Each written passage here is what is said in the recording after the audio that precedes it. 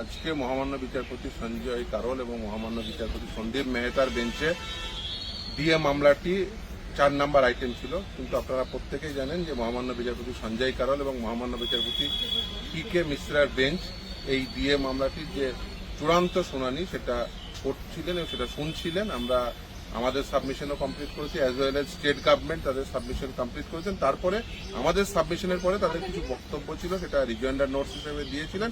পরবর্তীতে সেই রিজয়েন্ডার নোটসের সাপেক্ষে তারা তাদের ইভেন সাবমিশনও রেখেছিলেন, কিন্তু তাদের পক্ষ থেকে যিনি সিনিয়র অ্যাডভোকেট আছেন তিনি আরও কিছুটা সময় চেয়েছিলেন। ফলে এর আগের দিন আপনারা জানেন নিশ্চিতভাবেই যে সেদিনে শুনানির সময় তিনি উপস্থিত হতে পারেননি, কিন্তু আজকে উপস্থিত থাকলেও আজকে বেঞ্চ কম্বিনেশন যেহেতু পরিবর্তন হয়ে গেছে, মহামান্য বিচারপতি সঞ্জয় কারোল এবং মহামান্য বিচারপতি পিকে মিশ্রের জায়গায় মহামান্য বিচারপতি সন্দীপ মেহতার বেঞ্চ আজকে ছিল।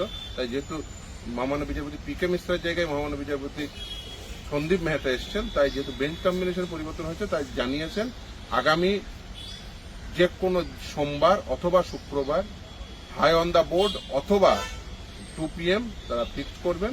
ফলে আমরা কিছুক্ষণের মধ্যেই জেনে যাব যে কত তারিখে এই মামলাটি রাখছেন, এবং সেটাই কোর্ট বলেছেন যে তারা ডেট দেবেন। খুব অল্প সময়ের মধ্যেই হয়ে যাবে। আমাদের পক্ষ থেকে সিনিয়র অ্যাডভোকেট বিকাশ রঞ্জন ভট্টাচার্য তিনি ছিলেন, আমি ছিলাম। ফলে আমরা প্রথমেই বিকাশ স্যার তিনি বলেন যে তার যত দ্রুততার সঙ্গে সম্ভব এই মামলা শুনানি করা হোক। তিনি প্রথম বলেন যে দ্রুততার সঙ্গে শুনানি করা হোক, কিন্তু যেহেতু বেঞ্চ কম্বিনেশন ছিল না সেহেতু একটা ডেট অত্যন্ত স্বল্প সময়ের মধ্যে দেবে এটা আশা করি।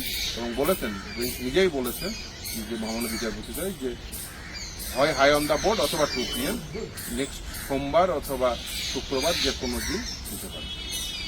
নমস্কার কর্মচারী বন্ধু, আপনারা জানেন যে আজকে মামলাটা ছিল, কিন্তু আমাদের মাননীয় বিকাশ ভট্টাচার্য যেহেতু যে এই আজকের মামলায় একজন বিচারপতি চেঞ্জ হয়েছে, তিনি আমাদেরকে বলেছিলেন, আগেই বলেছিলেন যে মামলাটা না হওয়ার সম্ভাবনাই অধিকাংশ। কিন্তু আপনারা যান, ফিরদৌস যাবে, গোপা বিশ্বাস যাবে, এবং ওখানে যে আমাদের মানে আইনজীবী আছে সিনিয়র অ্যাডভোকেট রৌফ রহিম, তারা, কারণ একদম তো 100% নিশ্চিত হয়ে আমি বলতে পারি না, হতেও পারে, কিন্তু না হওয়ার সম্ভাবনাই বেশি। কিন্তু আপনাদের কাছে সেই ব্যাপারটা আমরা পরিবেশন করিনি, কারণ কর্মচারী আমাদের মধ্যেও একটা হতাশা, কর্মচারী সমাজের মধ্যে একটা হতাশা। কিন্তু সেটাই আজকে দেখা গেল যে ওই কন্টেন্ট নিয়ে কোনো আলোচনাই হবে না। মূল মামলা যেটা, সেটা প্রায় শেষের পথে। তাই তিনি জানালেন আগামী শুক্রবার বা সোমবার এই দুটোর মধ্যে যে কোনো একটা ডেটে তিনি একদম দিয়ে মামলা শেষ করবে, সেরকমই একটা আভাস আমাদের দিয়েছে। তবে তথাপি আমরা বলে রাখি যে না আচালে বিশ্বাস নেই, যেদিনই মামলার ডেট পড়ুক না কেন আমরা আসব এবং এই যে মামলায় আমরা অংশগ্রহণ করব, এইটুকু আমাদের প্রতিশ্রুতি আমরা রাখছি। এবং আপনাদের কাছে আমরা বারংবার বলেছি যে ডিএ মামলার শেষ দেখে ছাড়ব। ভালো থাকবেন, নমস্কার।